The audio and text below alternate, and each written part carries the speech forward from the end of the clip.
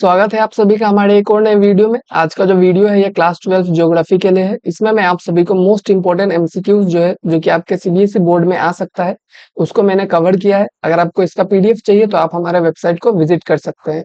चलिए बिना किसी देरी के वीडियो को स्टार्ट करते हैं। तो सबसे पहला क्वेश्चन क्या कह रहा है, which branch of geography does not belong to the sub field of human geography. इनमें से कौन सा ब्रांच ऑफ ज्योग्राफी है, ठीक है, जो कि आपका ह्यूमन ज्योग्राफी के सब फील्ड में नहीं आता है। तो ऑप्शन देख लीजिए, behavioural geography, medical geography, geography of resources और फिजिकल ज्योग्राफी। तो इसमें से आप देख के ही बता सकते हैं कि एबीसी जो है ये तीनों आपका ह्यूमन ज्योग्राफी के अंदर आता है, बट जो फिजिकल ज्योग्राफी है वो ह्यूमन ज्योग्राफी के अंदर नहीं आता है। ठीक है, फिजिकल ज्योग्राफी एक अलग सेक्टर है। Physical geography is a major branch of geography but is not a sub field of human geography. ठीक है, तो हमारा नेक्स्ट क्वेश्चन है, उससे पहले आप हमारा एक ई बुक है वो देख लीजिए कि अगर आप ज्योग्राफी का प्रिपरेशन करना चाहते हैं तो 10 ईयर का पीवाईक्यू है हमारे पास, जिसका सॉल्यूशंस के साथ आपको बस 29 रुपीज में मिल जाएगा। ये आपको बस इन दोनों में से किसी एक नंबर पे व्हाट्सएप करना है, वहां पे आपको ये ई बुक जो है बस 29 रुपीज में मिल जाएगा। ठीक है, इसका जो हमारा नेक्स्ट क्वेश्चन है वो क्या है, human geography is the synthetic study of the relationship between human society and the earth surface. Human geography is the synthetic study of the relationship between human society and the earth surface. ठीक है, ये एक statement है। Who among the following geographer give this definition. इस definition को, ठीक है, ये जो डेफिनेशन है इसको किसने दिया है ये आपसे पूछा है। यहाँ पे अलग अलग ज्योग्राफर्स के नाम है, Ellen C Semple, Ratzel, Paul Vidal Blache, George V Cressey. तो इनमें से किन्होंने ये डेफिनेशन को दिया है। तो यह डेफिनेशन जो है रेडजल के दिया हुआ है। Ratzel provided this famous definition highlighting the scientific nature of the discipline. ठीक है, सिंथेटिक नेचर जो है ज्योग्राफी, ह्यूमन ज्योग्राफी का, उस चीज को हाईलाइट करते हुए रेडजल ये वाला डेफिनेशन जो है वो दिया था। इसका जो हमारा नेक्स्ट क्वेश्चन है एक असर्शन रीजन क्वेश्चन है। असर्शन क्या कह रहा है, the growth of population is generally low in developed countries. ठीक है, मतलब जो डेवलप कंट्रीज है वहां पे पॉपुलेशन का ग्रोथ जो होता है वो बहुत ज्यादा लो होता है। और इसका रीजन क्या बोल रहा है, develop countries typically have low birth rate and low death rate. तो असर्शन जो है आपका सही है बिल्कुल भी।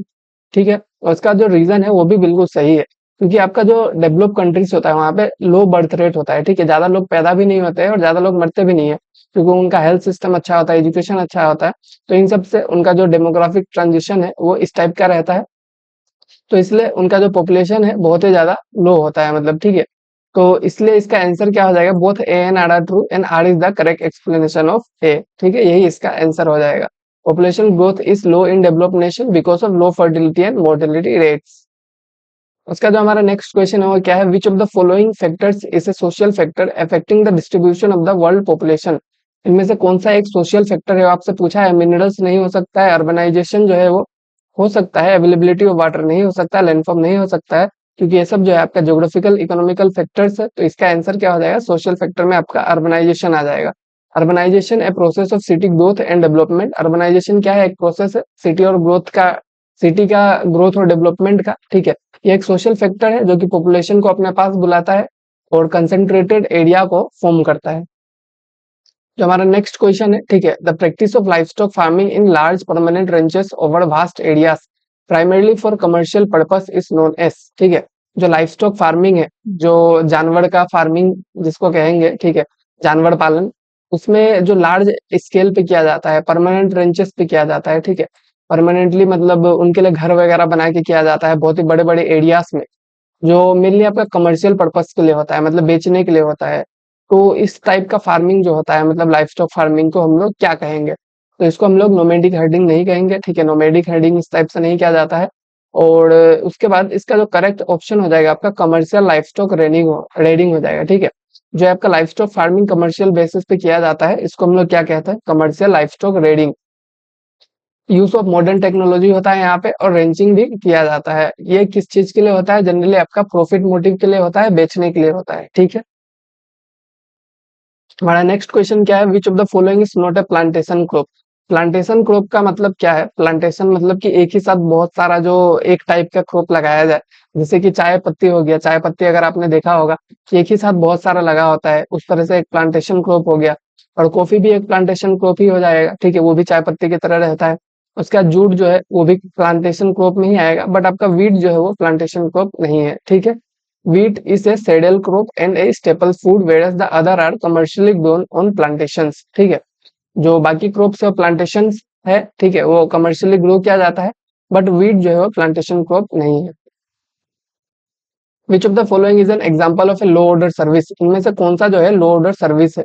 ठीक है, ये सारे सर्विसेज है, ठीक है, म्यूजिशियन, लॉयर, गार्डनर, टीचर, सब सर्विसेज है। बट इसमें आपको लो ऑर्डर सर्विस पूछा है, मतलब कि एक निचले हिस्से का सर्विस, मतलब कि जिससे ज्यादा इकोनॉमी में कंट्रीब्यूशन भी नहीं होता है, और वो मतलब थोड़ा अनस्किल्ड वर्कर्स का काम होता है। जैसे कि इसमें आपका कौन सा करेक्ट आंसर हो जाएगा, सबसे बेस्ट मैच वो होगा आपका गार्डनर। ठीक है, a gardener provides a routine low skill service unlike the specialized service of a teacher or a lawyer। उसका नेक्स्ट क्वेश्चन क्या है, the two terminal station of the trans Siberian railway.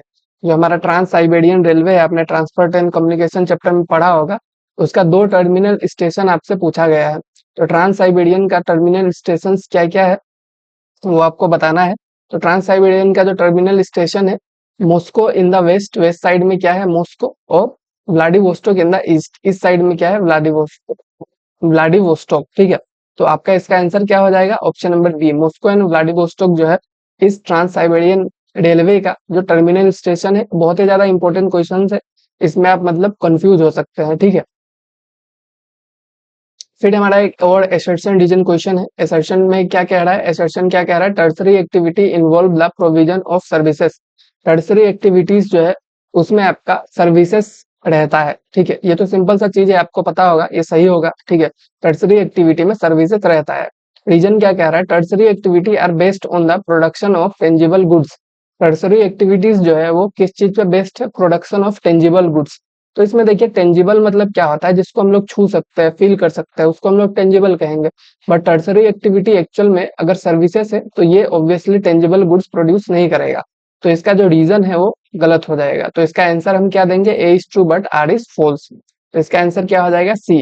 Tertiary activity are services oriented and do not involve the direct production of tangible goods unlike primary and secondary sector. Primary और secondary sector जो है tangible goods को produce करता है, but tertiary sector जो है वो service oriented होता है, वो सर्विसेज प्रोवाइड करता है। दुकानदार हो गया, आपका ट्रांसपोर्ट सर्विसेज हो गया, ये डायरेक्ट प्रोडक्शन जो है वो नहीं करता है।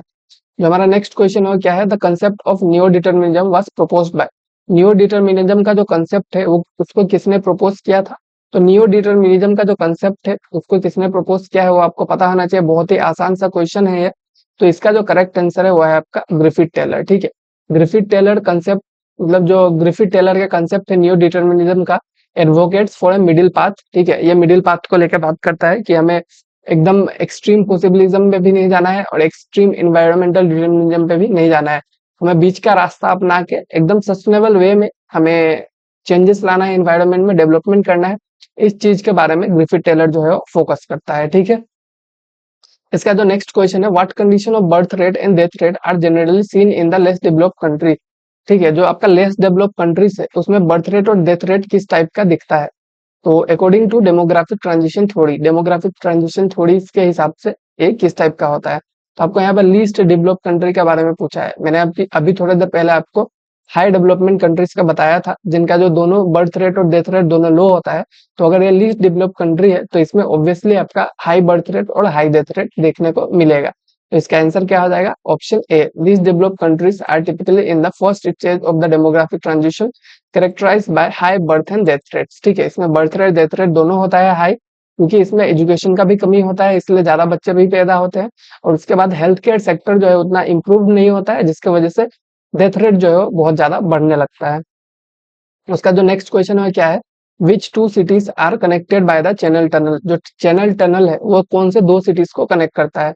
तो चैनल टनल जो है आपको कौन से दो सिटीज को कनेक्ट करता है। तो आप यहाँ पे लंदन तो कांस्टेंट है, ठीक है, बट ये किसको कनेक्ट करता है, लंदन विद पेरिस। लंदन और पेरिस को चैनल टनल जो है वो कनेक्ट करता है। ठीक है,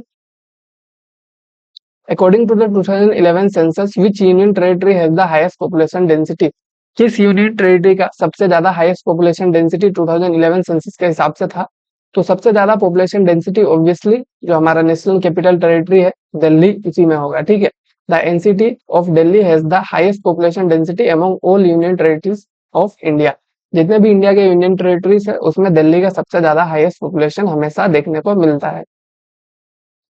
what is the major export from the New Mangalore port. ये हम लोग का आज का लास्ट क्वेश्चन है। ठीक है, कि हमारा जो न्यू मैंगलोर पोर्ट है वहां पे सबसे ज्यादा मेजर एक्सपोर्ट क्या चीज को किया जाता है। तो सबसे ज्यादा मेजर एक्सपोर्ट जो है आपका यहाँ पे आयरन ओर को किया जाता है, ठीक है। आपका iron ore is the primary commodity exported from the New Mangaluru port in Karnataka. ये पोर्ट कहाँ पे है? कर्नाटका में है, ठीक है। सबसे ज्यादा यहाँ पे क्या आपका एक्सपोर्ट होता है? वो है आपका आयरन ओर। ये चीज आप याद रखिएगा। तो आज का जो वीडियो यहीं पे एंड होता है। फिर से मैं आप सभी को बता देता हूँ कि अगर आपको 10 इयर्स का पीवाईक्यू चाहिए पूरा फुल सॉल्यूशंस के साथ बस 29 रुपीज में, तो आप इन दोनों में से किसी भी एक नंबर पे व्हाट्सएप कर सकते हैं। वहां पे आपको बिल्कुल फ्री ऑफ, मतलब बिल्कुल बस एकदम सस्ते दाम में जो ये बुक है वो मिल जाएगा, ठीक है, 29 रुपीज में। तो आप जल्दी से जाके मैसेज कीजिए और ये बुक जो है अपना लीजिए, ठीक है। आज का वीडियो जो है यहीं पे खत्म होता है। Thank you all. अगर आपको पीडीएफ चाहिए तो इस वेबसाइट को विजिट कीजिए।